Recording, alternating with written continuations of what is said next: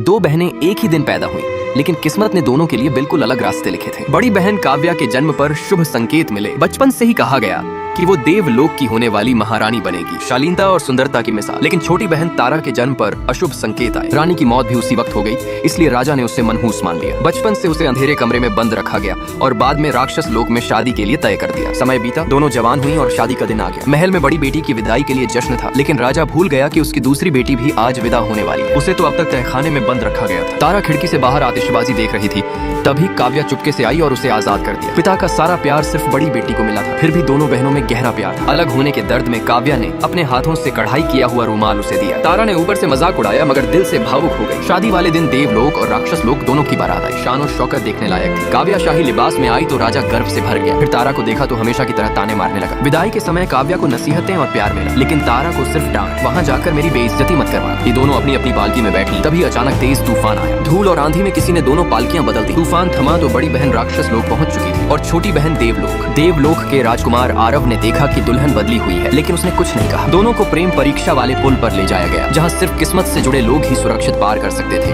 वरना सीधा खाई में गिरना तय था। तारा डर के मारे चढ़ने को तैयार नहीं थी, लेकिन आरव उसे साथ ले गया। जैसे ही दोनों आगे बढ़े, नीचे रंग बिरंगे फूलों का पुल बन गया और चारों तरफ जोड़े उड़ने लगे। दोनों हैरान रह गए। इसका मतलब था ये रिश्ता ऊपर वाले ने तय किया है। उधर राक्षस लोक में काव्या की शादी जिस राजकुमार से होनी थी, वही अगला राजा बन सकता था। वहाँ 3 राजकुमार थे और सबसे छोटा वीर सबसे चालाक निकला। ऊपर से लापरवाह दिखता था, लेकिन अंदर ही अंदर राजगद्दी चाहता था। उसने काव्या को अपने जाल में फंसाने के लिए बार बार उसकी मदद की, ताकि वो उस पर भरोसा करे। एक दिन उसने जानबूझकर लड़ाई करवाई और खुद को कमजोर दिखाया। काव्या ने उसकी जान बचाने के चक्कर में एक सैनिक को मार दिया। उसे लगा गलती उसकी है, लेकिन ये सब वीर की चाल थी, ताकि वो खुद को उसका सहारा बना सके। जब काव्या सच बताने जाने लगी, वीर ने उसे बेहोश कर दिया और सारा इल्जाम खुद पर ले लिया। उसे जेल भेज दिया गया। काव्या बेचैन हो उठी, मगर उसे क्या पता था कि जेल में वीर आराम से बैठा दावत उड़ा रहा। जैसे ही उसे खबर मिली कि काव्या मिलने आ रही है, उसने तुरंत अपने आदमियों से कहा, जल्दी 2-4 मुक्के मारो, हालत असली लगनी चाहिए।